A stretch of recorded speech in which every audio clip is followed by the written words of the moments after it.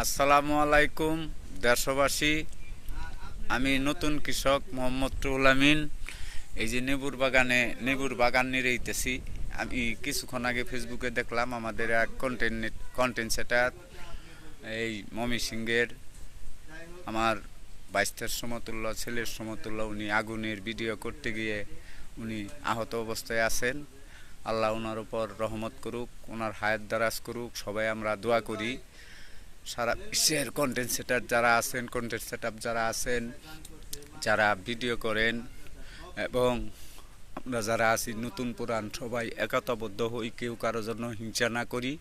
হরসব বিল্লাল শেরপুর জেলায় বাড়ি, নকলা উপজেলা। উনি খুব সফল এবং অসহায় মানুষ গরিবদের জন্য সহযোগিতা করে। আমার ছেলে বাইস্তার সমান। ওনার জন্য সবাই দেশবাসী দেশে বিদেশে সবাই ওনার জন্য দোয়া করবেন। উনি যেন আরও মানুষকে সহযোগিতা করতে পারেন, দান করতে পারেন,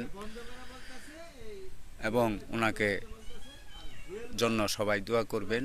এবং আমাদের কন্টেন্ট যারা আছে কন্টেন্ট করেন তাদের জন্য সবাই দোয়া করবেন, সবাই সবার জন্য দোয়া করবেন।